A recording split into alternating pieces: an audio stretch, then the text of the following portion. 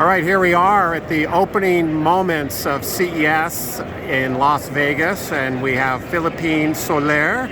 She's the co-founder of Papondu. As you can see in the video behind her, it's a vegan omelet, vegan eggs. Just tell us maybe about the product itself. Yeah, sure.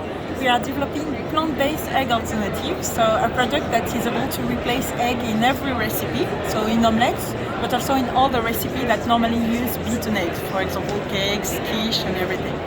So we are a French company, and today our product is available in France, mostly for restaurants, but also in vegan shops. And this year we are planning on being available in other countries in Europe, and the year after in the USA.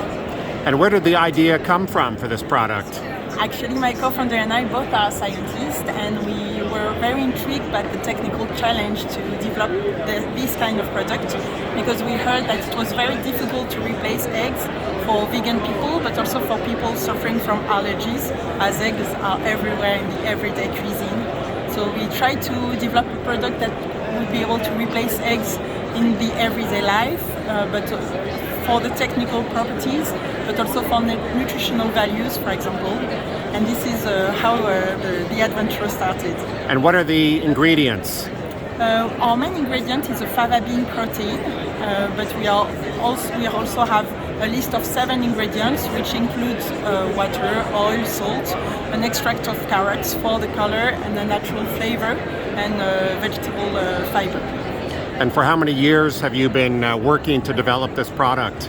We have been working on this since 2019 with a lot of research and development at first, and we began the commercialization of our products in 2022.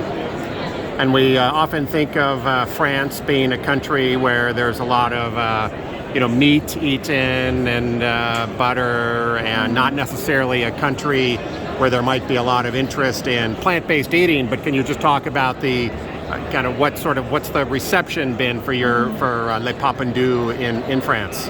Yeah, I think in France it's a growing concern. It's not the country where this is the biggest movement. In Europe, there is also other countries where it's bigger than in France, but it's growing anyway, and sometimes it's for the vegan concerns, but also for the health and for example, the allergy problem that we talked about. So this is growing, and for a lot of different reasons, so this is very good news.